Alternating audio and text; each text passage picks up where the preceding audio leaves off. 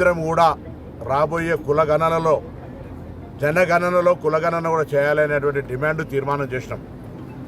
ఇవాళ ఇది తెలంగాణ రాష్ట్ర ప్రజల విజయంగా, తెలంగాణ రాష్ట్ర ప్రభుత్వ విజయంగా, తెలంగాణ గౌరవ ముఖ్యమంత్రి గారు, ఉప ముఖ్యమంత్రి గారు, మా పార్టీ అధ్యక్షుడు, తెలంగాణ మంత్రివర్గము, శాసనసభ్యులు, అన్ని రాజకీయ పార్టీల తీసుకున్నటువంటి చొరవ దేశానికి మార్గదర్శకత్వమైంది. తెలంగాణలో చేపట్టినటువంటి ఈ యొక్క సర్వే దేశవ్యాప్తంగా 2025 జనగణనకు సంబంధించిన అంశంలో కుల సర్వే చేస్తామనేటువంటి నిర్ణయం తీసుకునడం పట్ల నేను చాలా సంతోషం వ్యక్తం చేస్తా ఉన్నాను. కేంద్ర ప్రభుత్వానికి కూడా ధన్యవాదాలు తెలియజేస్తా ఉన్నా.